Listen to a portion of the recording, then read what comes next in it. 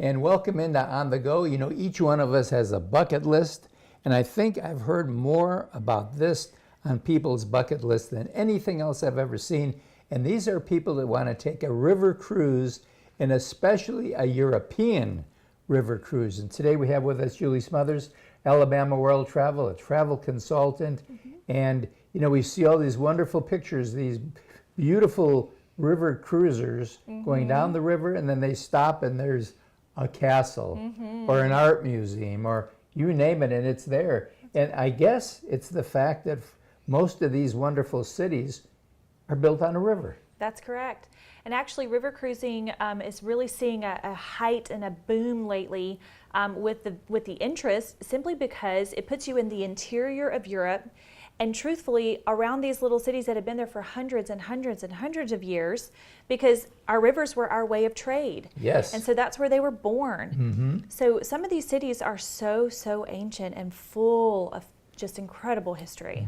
I remember taking a regular cruise, and we were in Italy, and when we finally stopped, it said, okay, now we're going to go to Rome. Well, 2.5 hours later on a bus, we arrive in Rome, and I go, okay. So it would be wonderful just to pull up to the port, get off, and you're there. And you're there. You're really right in the heart of the city when you disembark your vessel.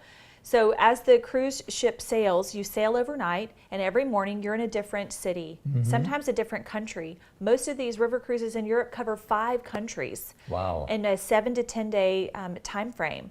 So you're seeing so much of Europe without ever having to unpack.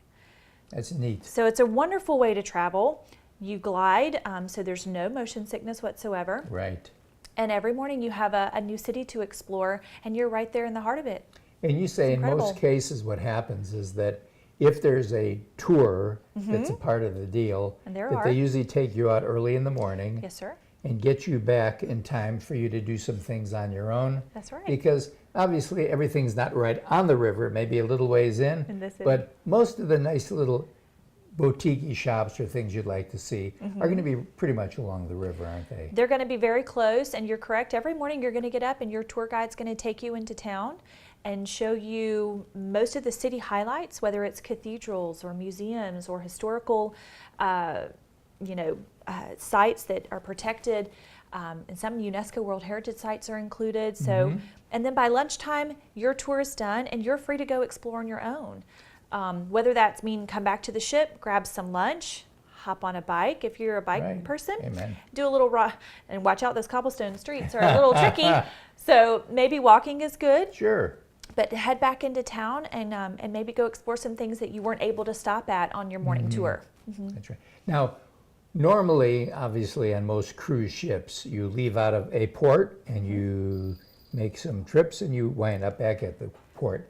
A lot of times on river cruises, you leave one area, but then you don't do a round trip. That's correct. So you'll fly into maybe Amsterdam, and then you're going to cruise down and you're going to fly out of Basel, Switzerland. So a really popular cruise right now is the Rhine River, where you start in Amsterdam and you sail all the way down, all the way through those countries, and you wind up in Switzerland, and then you fly home from there. Or you could start in Paris on the Seine River and cruise up to the Normandy region and take some Normandy tours. If World War II history is your thing, that's an amazing cruise, and it actually comes back into Paris. So that's one of the few that start and end in the same city. Another example would be to start in either Budapest, and then you would wind up in Prague, which is not on the river.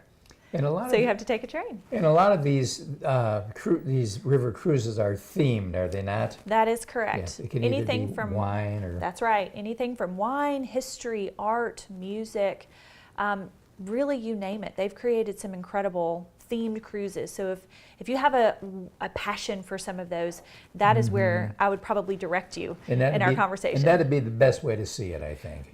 Yes, it's an amazing way.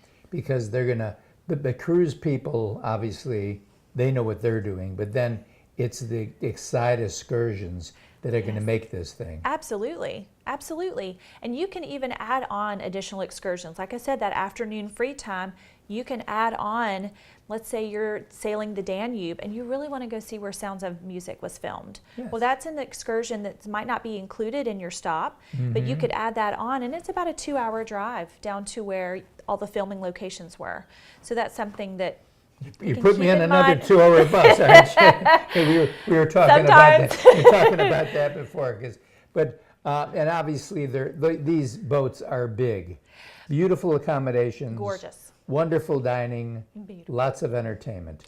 Great entertainment. They're going to bring in local entertainers in some of your ports of call. So if you're in Germany, it's obviously going to be a little bit more geared toward their culture.